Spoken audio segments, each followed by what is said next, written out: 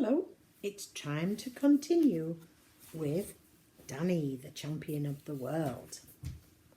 We're on chapter 6 now, called Mr. Victor Hazel.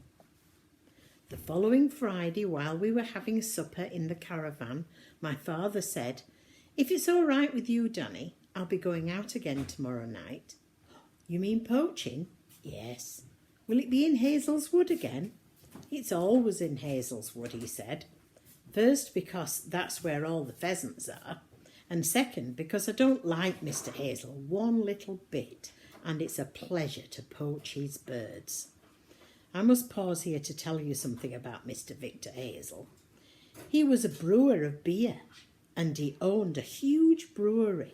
He was rich beyond words, and his property stretched for miles along either side of the valley. All the land around us belonged to him, everything on both sides of the roads, except the small patch of ground on which our filling station stood. That patch belonged to my father. It was a little island in the middle of a vast ocean of Mr. Hazel's estate. Mr. Victor Hazel was a roaring snob, and he tried desperately to get in with what he believed were the right kind of people. He hunted with the hounds, and he gave shooting parties, and he wore fancy waistcoats. Every weekday he drove his enormous silver Rolls Royce past our filling station on his way to the brewery. And as he flashed by, we would sometimes catch a glimpse of the great glistening beery face above the wheel, pink as ham, all soft and inflamed from drinking too much beer. "No," my father said, "I do not like Mr. Victor Hazel one little bit. I haven't forgotten the way he spoke to you last year when he came in for a fill-up." I hadn't forgotten it either.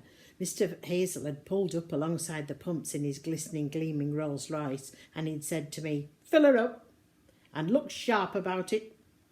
I was 8 years old at the time. He didn't get out the car. He just handed me the key to the cap of the petrol tank, and as he did so he barked out, "And keep your filthy little hands to yourself. Do you understand?" I didn't understand at all, so I said, "What do you mean, sir?" There was a leather riding crop on the seat beside him. He picked it up and he pointed it to me like a pistol. "If you make any dirty finger marks on my paintwork," he said, "I'll step right out of this car and I'll give you a good hiding." My father was out of the workshop almost before Mr. Hazel had finished speaking. He strode up to the window of the car and placed his hands on the sill and leaned in. "I don't like you speaking to my son like that," he said. His voice was dangerously soft. Mr. Hazel didn't look at him. He sat quite still in the seat of his Rolls Royce, his tiny piggy eyes staring straight ahead. There was a smug, superior little smile around the corner of his mouth. "You had no reason to threaten him," my father went on. "He's done nothing wrong." Mr. Hazel continued to act as though my father wasn't there. "Next time you threaten someone with a good hiding, I suggest you pick on a person your own size," my father said. "Like me, for instance." Mr. Hazel still didn't move. "Now go away, please," he said. "We don't want to serve you." And he took the key from my hand and he tossed it in the window. The Rolls Royce drove away fast in a cloud of dust. The very next day, an inspector from the local Department of Health arrived and said he'd come to inspect our caravan. "What do you want to inspect the caravan for?" my father said. "To see if it's fit for humans to live in," the man said. "We don't allow people to live in dirty, broken-down shacks these days." My father showed him the inside of the caravan, which was spotlessly clean as always, and as cosy as could be. And in the end, the man had to admit there was nothing wrong with it.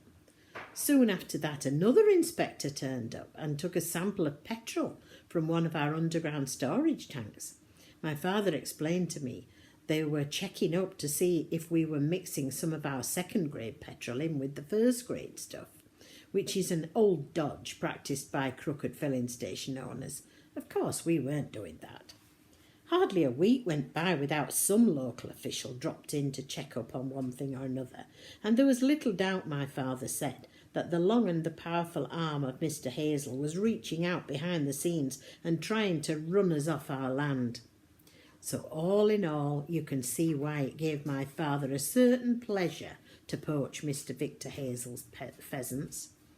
That night we put the raisins in to soak. The next day was poaching day, and don't think my father didn't know it. From the moment he got out of his bunk in the morning, the excitement began to build up inside him. This was a Saturday, so I was working from home. I was home from school, and we spent most of the day in the workshop decarbonising the cylinders of Mr. Pratchett's Austin 7. It was a great little car, built in 1933, a tiny miracle of a machine that still ran as sweetly as ever, though it was now more than 40 years old. My father said that these Austin 7s, better known in their time as Baby Austins, were the first successful mini cars ever made. Mr. Pratchett, who owned a turkey farm near Aylesbury, was as proud as could be of this one, and he always brought it to us for repairs. Working together, we released the valve springs and drew out the valves. We unscrewed the cylinder head nuts and lifted off the head. Then we began scraping the carbon from inside the head and from the tops of the pistons. I want to be away by 6 o'clock, my father said. Then I will get to the wood exactly at twilight. Why at twilight? I asked. Because at twilight everything in the wood becomes veiled and shady. You can see to move around, but it's not easy for someone to see you. And when danger threatens, you can always hide in the shadows, which are darker than a wolf's mouth. Why don't you wait till it gets really dark, I said. Then you wouldn't be seen at all. You wouldn't catch anything if you did that, he said. When night comes on, all the pheasants fly up into the trees to roost. Pheasants are just like the other birds. They never sleep on the ground. Twilight, my father said, begins about 7:30 this week, and as it's at least an hour and a half's walk to the wood, I mustn't leave here later than 6 o'clock. Are you going to use the sticky hat, or will it be the horsehair stopper? I said. Sticky hat, I said. I'm very fond of sticky hat. When will you be back? About 10 o'clock, he said. 10:30 at the latest. I promise I'll be back by 10:30. You're quite sure you don't mind being left alone? Quite sure, I said.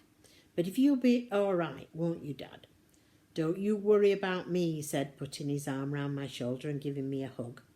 But you said there wasn't a man in your dad's village that didn't get a bit of shot by the keeper sooner or later. Ah, my father said, yes, I did say that, didn't I?